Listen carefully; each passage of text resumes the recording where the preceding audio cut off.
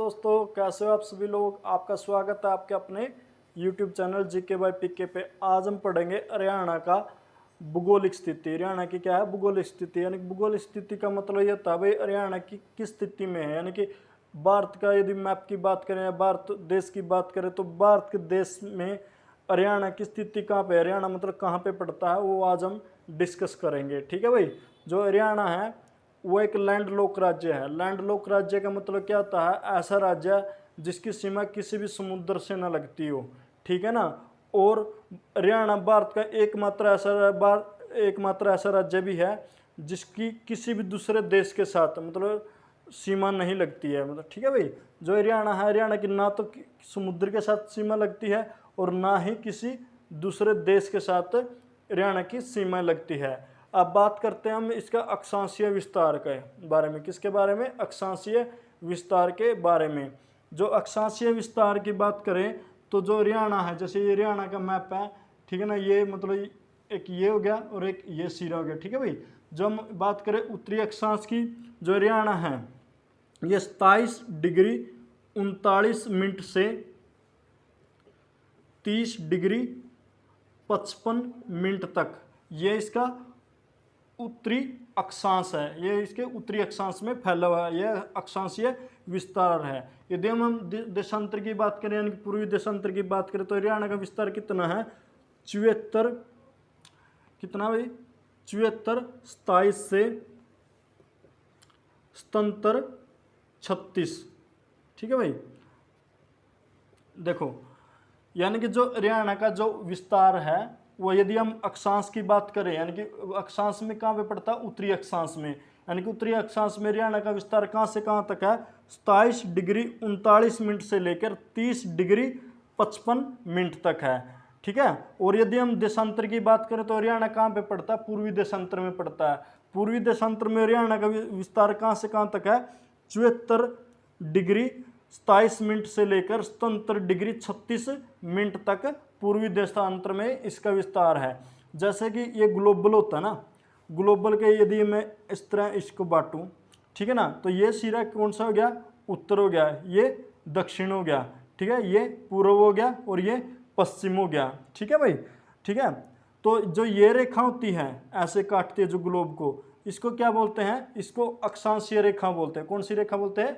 अक्षांशीय रेखा बोलते हैं। और जो ये रेखाएं होती हैं ऐसे, इनको क्या बोलते हैं? देशांतर रेखाएं बोलते हैं। क्या बोलते हैं?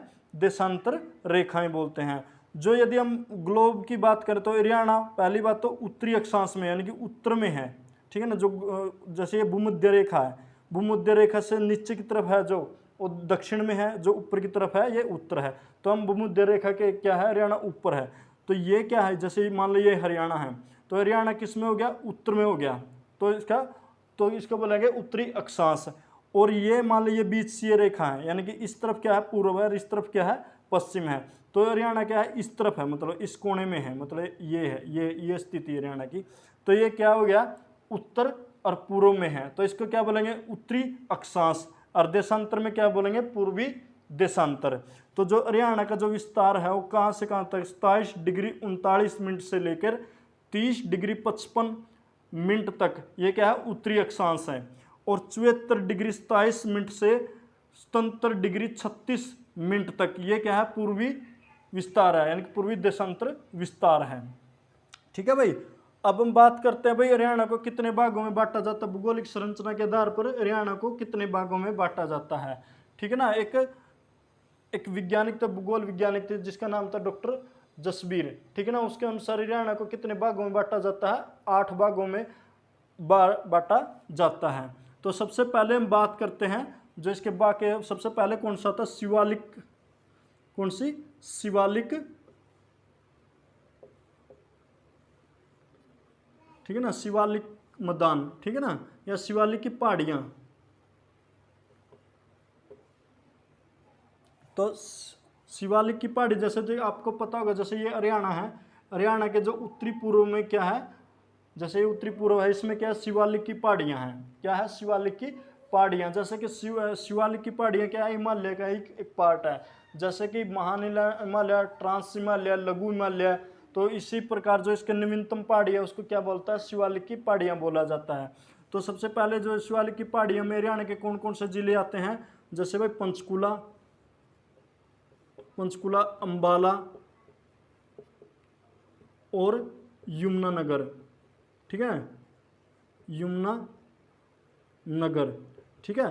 तो जो हरियाणा में जो शिवालिक की पहाड़ियों का विस्तार कहाँ किन किन जिलों में है, पंचकुला में, अंबाला में और यमुनानगर में। और ये कहाँ पे है, ये उत्तर पूर्व में फैली हुई है, यानी कि हरियाणा के जो उत्तर पूर्व में कौन सी पहाड़ियाँ हैं, शिवालिक की पहाड़ियाँ हैं। और इन्हीं पहाड़ियों में हरियाणा का सबसे ऊंचा शिखर कौन सा है, क्रोह है, क्रोह, ठीक है ना, जिसकी ऊंचाई क्या है 1514 मीटर है। कितनी है, 1514 मीटर है। और ये कहाँ पे पड़ता है, ये मोरनी की पहाड़ियों में पड़ता है। कहाँ पे पड़ता है, मोरनी की पहाड़ियों में पड़ता है भाई, ठीक है भाई, ठीक है। तो ये क्या, जो शिवालिक की पहाड़ी है ये हरियाणा में कहाँ कहाँ फैली हुई है, पंचकुला, ठीक है ना, अंबाला और यमुनानगर। और इन्हीं में हरियाणा का सबसे ऊंचा शिखर कौन सा, क्रोह है।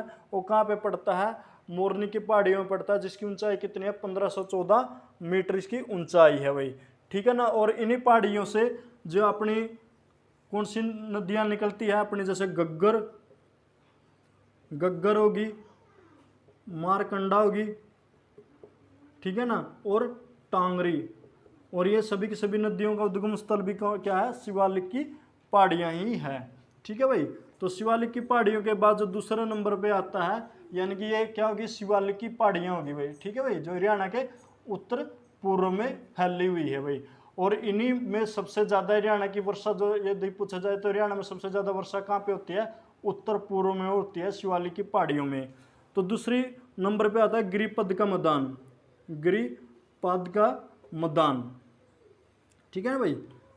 गिरिपद का मैदान क्या है, जो ये शिवालिक की पहाड़ियाँ हैं, मान लो ये शिवालिक की पहाड़ियाँ, इनके नीचे जो मैदान बनता है, इस चीज़ को हम क्या बोलते हैं, गिरिपद का मैदान बोलते हैं। क्या बोलते हैं, गिरिपद का मैदान बोलते हैं। मान लो जो शिवालिक की पहाड़ियों के जस्ट जो नीचे जो मैदान बनाया हुआ है, तो उसको क्या बोलते हैं, गिरिपद का मैदान बोलते हैं भाई, ठीक है। ये भी 3 डिस्ट्रिक्टों में फैला हुआ है, जैसे कि पंचकुला, ठीक है ना, अंबाला और यमुनानगर भाई, यमुनानगर, ठीक है। ये भी 3 जिलों में फैला हुआ है। मान लो कि जैसे ये अंबाड़ी शिवालिक की पहाड़ियाँ थी, इन पहाड़ियों से क्या है, नदियाँ निकलती थी, जैसे निकलती है, जैसे गग्गर होगी, टांगरी होगी, ठीक है ना, मारकंडा होगी। तो ये नदियाँ जब निकलती है तो ये क्या है, एक कटा-फटा मैदान का निर्माण करती है, जिस मैदान को क्या बोलते हैं हम, गिरिपद का मैदान बोला जाता है भाई। और ये मैदान कहाँ पे है, जैसे अपना पंचकुला जिला हो गया, अंबाला जिला हो गया, यमुनानगर जिला हो गया, यानी कि जो शिवालिक की जो तलछटी में जो मैदान का निर्माण हुआ है, उस मैदान को हम क्या बोलते हैं, गिरिपद का मैदान बोला जाता है भाई, ठीक है ना। उसके बाद जो तीसरे नंबर पे आते हैं जलोढ़ मैदान, कौन सा, जलोढ़ मैदान, ठीक है ना भाई। जो उसके बाद जैसे ये अपनी कौन सी नदी थी अपनी, ये अपनी गग्गर नदी है, और ये कौन सी नदी है, यमुना नदी है, ठीक है ना। ये कौन सी नदी है, गग्गर नदी, और एक ये कौन सी अपनी, यमुना नदी भाई, ठीक है ना। जो इस गग्गर नदी और यमुना नदी के बीच में जो ये मैदान है, ठीक है ना, ये मैदान है, इस मैदान को हम क्या बोलते हैं भाई, इस मैदान को हम जलोढ़ का मैदान बोलते हैं। किसका मैदान बोलते हैं, जलोढ़ का मैदान बोलते हैं, जो बिल्कुल क्या है, समतल मैदान और सबसे उपजाऊ मैदान है भाई। और ये किस किस जिले में फैला हुआ है, जैसे भाई अंबाला, करनाल, पानीपत, कुरुक्षेत्र, कैथल, जींद, सोनीपत, ठीक है ना, हिसार, रोहतक, तो इनमें ये फैला हुआ है भाई, ठीक है ना। तो जलोढ़ का मैदान को भी 2 भागों में बांटा गया है, जैसे बांगर और खादर, ठीक है, बांगर और खादर। जो ये भाई खादर है ये सबसे नवीनतम है, और जो बांगर है ये सबसे प्राचीन है। यानी कि बांगर का मैदान वो मैदान है जिसपे मतलब बाढ़ का पानी नहीं पहुंचता, यानी कि इस मैदान में बहुत कम बाढ़ आती है, बाढ़ का मैदान बहुत कम बाढ़ का पानी पहुंचता है, ठीक है ना। और ये खादर है, ये नदियों द्वारा बनाया गया सबसे नवीनतम मैदान है और सबसे उपजाऊ भी है भाई, ठीक है। उसके बाद हम बात करते हैं, अब इसके बाद ये जो अपना ये क्या है, राजस्थान है, कौन सा, ये राजस्थान। तो इसके साथ साथ में जो लगता है ये मैदान है, ये है बाड़ू के टिब्बे। कौन सा मैदान है भाई, बाड़ू के टिब्बे, या फिर मरुस्थलीय मैदान भी बोलते हैं इसको, यानी कि जैसे बालू होता ना, बालू के टिब्बे, टिब्बे या फिर मरुस्थलीय मैदान भी बोल देते हैं इसको,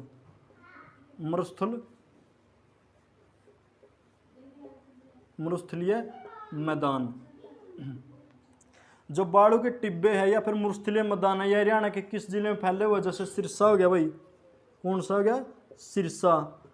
हिसार हो गया भाई, ठीक है ना, भिवानी हो गया, ठीक है ना, महेंद्रगढ़ हो गया। तो इनमें क्या फैला हुआ है? बालू के मैदान या फिर मरुस्थलीय मैदान फैला, जो हरियाणा के साथ साथ, राजस्थान के साथ साथ लगते जो जिले हैं। तो इनमें क्या है? बालू के बहुत बड़े बड़े टिब्बे हैं या फिर मरुस्थलीय मैदान भी इनको हम बोलते हैं भाई, ठीक है। उसके बाद जो नीचे वाला एरिया है, देखो ये नीचे वाला ये एरिया है, जो ये एरिया है, ठीक है ना, इसको हम बोलते हैं अरावली का पथरीला मैदान। आपको पता होगा जो हरियाणा के दक्षिण पश्चिम में, यानी कि दक्षिण पश्चिम में कौन सी पहाड़ियां हैं? अरावली की पहाड़ियां हैं यहाँ पे भाई। कौन सी पहाड़ियां हैं? अरावली की पहाड़ियां हैं, ठीक है ना। जो अरावली की पहाड़ियां हैं हरियाणा के किस किस जिले में है? जैसे गुड़गांव में, मेवात में, महेंद्रगढ़ में, ठीक है, और जैसे पलवल हो गए, ठीक है ना। तो इनमें क्या है? जैसे रेवाड़ी। तो इन जिलों में क्या है? जो अपनी अरावली की पहाड़ियाँ फैली हुई है भाई। तो इस मैदान को हम क्या बोलते हैं? अरावली का पथरीला मैदान बोलते हैं भाई, ठीक है ना। उसके बाद हम बात करें तरंगीय बालू मैदान भाई। भाई जो तरंगीय बालू मैदान होता है, ये क्या किसके द्वारा? जैसे ये अपना राजस्थान है, इसमें से क्या जब तेज हवाएं चलती है तो धूल के कण अपने साथ लेके आती है और एक मैदान का निर्माण करती है इस तरफ, ठीक है ना। तो उस मैदान को क्या बोलते हैं? तरंगीय बालू मैदान बोलते हैं, जो मुख्यतः अपने हरियाणा के रेवाड़ी, रेवाड़ी और महेंद्रगढ़ जिले में फैला हुआ है भाई, ठीक है। और एक बच गया अनकाई दलदल। ये अपना जैसे सिरसा जिला है, क्या है? अनकाई दलदल, ठीक है भाई, अनकाई दलदल। जैसे ये हरियाणा है, हरियाणा का ये कौन सा जिला? ये सिरसा जिला है। और इसके जो दक्षिण भाग है, ये जो सिरसा जिले के जो दक्षिण भाग है, इसमें जो ये मैदान है, इस मैदान को क्या बोलते हैं हम? अनकाई दलदल। यानी कि जो ये जमीन है दलदली जमीन है, तो इसको हम क्या बोलते हैं? अनकाई दलदली मैदान। तो इस प्रकार ये हरियाणा के कौन से 8 भागों में बांटा गया था। कौन कौन से भाग थे? जैसे सबसे पहला भाग कौन सा था? सबसे पहला कौन सा भाग हुआ? अपना जो शिवालिक की पहाड़ियां हैं। कौन सा भाग? शिवालिक की पहाड़ियां। शिवालिक की पहाड़ियां में हरियाणा का सबसे ऊंचा शिखर कौन सा है? करो, जिसकी ऊंचाई कितनी है? 1514 मीटर, ठीक है। ये कहाँ पे पड़ता है? मोरनी की पहाड़ियों में पड़ता है, पंचकुला जिले में। और जो अपनी जो शिवालिक की पहाड़ियां हैं, इनमें से कौन सी नदियां निकलती है? जैसे गग्गर, मारकंडा, टांगरी, ये नदियों का उद्गम स्थल है जो ये शिवालिक की पहाड़ियां ही है, ठीक है भाई। उसके बाद जब ये नदियां क्या है? मैदानों की तरफ आती है, तो तेज ढलान के कारण ये जो कटाफटा एक मैदान का निर्माण करती है, जिसको हम कौन सा मैदान बोलते हैं? गिरिपद मैदान बोलते हैं। कौन सा मैदान बोलते हैं? गिरिपद मैदान बोलते हैं भाई, ठीक है। उसके बाद जब ये नदियां समतल एरिया में आ जाती है, तो गग्गर नदी और यमुना नदी के बीच में जो एक मैदानी बिल्कुल समतल भाग है, इसको जो ये मैदान है, इसको हम क्या बोलते हैं? जलोढ़ मैदान बोलते हैं। क्या बोलते हैं? जलोढ़ मैदान बोलते हैं। जलोढ़ मैदान को भी 2 भाग में बांटा गया है, एक बांगर, दूसरा खादर। जो बांगर है ये पुराना मैदान है और जो खादर है ये नया मैदान है। जो बांगर मैदान है जो प्राचीनतम है और इसमें बाढ़ का पानी कभी नहीं पहुंचता भाई, ठीक है। और दूसरा क्या है? उसके बाद जो अपना राजस्थान है, ये राजस्थान के साथ साथ जो लगता है एरिया है, ठीक है ना, इसको हम मरुस्थलीय मैदान भी बोलते हैं या फिर बालू के टिब्बे भी बोलते हैं। जैसे कि अपना सिरसा हो गया, हिसार हो गया, भिवानी हो गया, महेंद्रगढ़ हो गया, इनमें क्या बालू युक्त टिब्बे हैं या फिर इसको हम क्या बोलते हैं? मरुस्थलीय मैदान भी बोला जाता है भाई। उसके बाद तरंगीय बालू मैदान। तरंगीय बालू मैदान क्या है? जो जैसे भिवानी के नीचे अपने रेवाड़ी, महेंद्रगढ़ है, इनमें क्या है? जो बालू, जो राजस्थान की तरफ से जो तेज हवाएं चलती है, ये अपने बालू युक्त कणों के साथ एक मैदान का निर्माण करती है, जिसको हम कहते हैं तरंगीय बालू मैदान बोलते हैं। तरंगीय इसलिए ये क्योंकि ये आगे पीछे होता जाता है, मतलब कटा फटा मैदान है, तो इसलिए आप क्या बोलते हैं, तरंगीय बालू मैदान बोलते हैं भाई। और जो अपने जो नीचे है अपना, जैसे मेवात है, गुड़गांव है, ठीक है ना, रेवाड़ी का कुछ हिस्सा है अपना, ठीक है, नू है, मतलब पलवल है, इनमें क्या है, शिवालिक की पहाड़ियाँ हैं, क्या कौन सी पहाड़ियाँ हैं, अरावली की पहाड़ियाँ हैं भाई, ठीक है, कौन सी पहाड़ियाँ हैं, अपनी अरावली की पहाड़ियाँ हैं, ठीक है भाई। और यदि कोई पूछे भाई जो अरावली का सबसे ऊंचा शिखर कौन सा है, कुलताजपुर, कौन सा है, कुलताजपुर है भाई, कौन सा है, कुलताजपुर अरावली की पहाड़ियों का सबसे ऊंचा शिखर है, जो कि जिसकी ऊंचाई कितनी है, 652 मीटर है भाई। और ये कहाँ पे पड़ता है, महेंद्रगढ़ नारनौल में पड़ती है भाई ये जगह, ठीक है भाई। उसके बाद हमने बात करी अनकाई दलदल की। अनकाई दलदल का जो एरिया ये किस में पड़ता है, अपना सिरसा में पड़ता है भाई। कहाँ पे पड़ता है, सिरसा के दक्षिण में पड़ता है। ये अनकाई दलदल का मतलब क्या है, इसमें ये जमीन जो है क्या है, दलदली है। और जो एक पूर्व में एक बाग बच गया, जो जैसे अपने पूर्व में क्या है, यमुना नदी बहती है, कौन सी बहती है नदी, यमुना नदी बहती है। और ये यमुना नदी के जो पास पास का एरिया है, इसको हम कौन सा मैदान बोलते हैं, बाढ़ का मैदान भी बोलते हैं भाई, बाढ़ का मैदान, ठीक है ना, बाढ़ का मैदान। बाढ़ का मैदान इसलिए बोलते हैं, जब भी बरसात की ऋतु आती है तो इन नदी जो अपनी यमुना नदी है और जो एक गागर नदी के आसपास का थोड़ा एरिया है, इनमें क्या होता है, बाढ़ आ जाती है। और उस बाढ़ की वजह से जो मैदान का निर्माण होता है उसको हम क्या बोलते हैं, बाढ़ का मैदान भी बोलते हैं। तो ये थी हरियाणा की भूगोलिक स्थिति के बारे में। तो अगली वीडियो में फिर मिलेंगे एक नए टॉपिक के साथ। जय हिंद, जय भारत।